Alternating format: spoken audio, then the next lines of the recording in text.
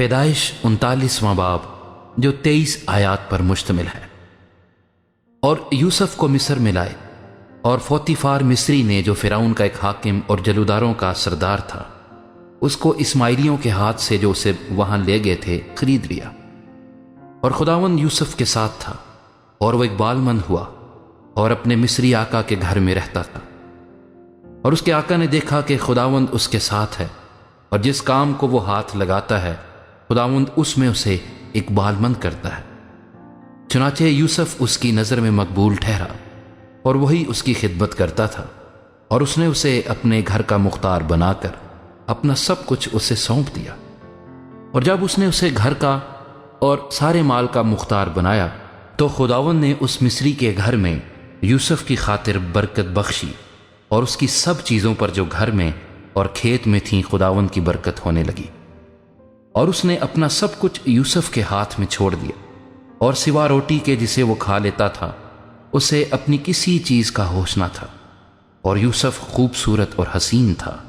ان باتوں کے بعد یوں ہوا کہ اس کے آقا کی بیوی کی آنکھ یوسف پر لگی، اور اس نے اس سے کہا کہ میرے ساتھ ہم بستر ہو، لیکن اس نے انکار کیا، اور اپنے آقا کی بیوی سے کہا کہ دیکھ، میرے آقا کو خبر بھی نہیں کہ اس گھر میں میرے پاس کیا کیا ہے، اور اس نے اپنا سب کچھ میرے ہاتھ میں چھوڑ دیا ہے۔ اس گھر میں مجھ سے بڑا کوئی نہیں، اور اس نے تیرے سوا کوئی چیز مجھ سے باز نہیں رکھی، کیونکہ تو اس کی بیوی ہے، سو بھلا میں کیوں ایسی بڑی بدی کروں اور خدا کا گنہگار بنوں۔ اور وہ ہر چند روز یوسف کے سر ہوتی رہی، پر اس نے اس کی بات نہ مانی کہ اس سے ہم بستر ہونے کے لیے اس کے ساتھ لیٹے۔ اور ایک دن یوں ہوا کہ وہ اپنا کام کرنے کے لیے گھر میں گیا، اور گھر کے آدمیوں میں سے کوئی بھی اندر نہ تھا۔ تب اس عورت نے اس کا پیرہن پکڑ کر کہا کہ میرے ساتھ ہم بستر ہو۔ وہ اپنا پیرہن اس کے ہاتھ میں چھوڑ کر بھاگا اور باہر نکل گیا۔ جب اس نے دیکھا کہ وہ اپنا پیرہن اس کے ہاتھ میں چھوڑ کر بھاگ گیا تو اس نے اپنے گھر کے آدمیوں کو بلا کر ان سے کہا کہ دیکھو، وہ ایک عبری کو ہم سے مذاق کرنے کے لیے ہمارے پاس لے آیا ہے۔ یہ مجھ سے ہم بستر ہونے کو اندر گھس آیا، اور میں بلند آواز سے چلانے لگی۔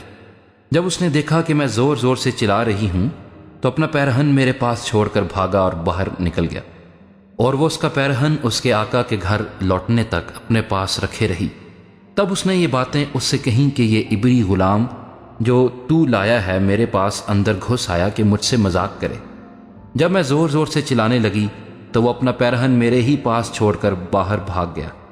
جب اس کے آقا نے اپنی بیوی کی وہ باتیں جو اس نے اس سے کہیں سن لی کہ تیرے غلام نے مجھ سے ایسا ایسا کیا، تو اس کا غضب بھڑکا، اور یوسف کے آقا نے اس کو لے کر قید خانہ میں جہاں بادشاہ کے قیدی بند تھے ڈال دیا۔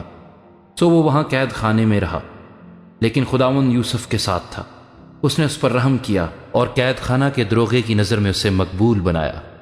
اور قید خانہ کے دروغے نے سب قیدیوں کو جو قید میں تھے یوسف کے ہاتھ میں سونپا، اور جو کچھ وہ کرتے اسی کے حکم سے کرتے تھے۔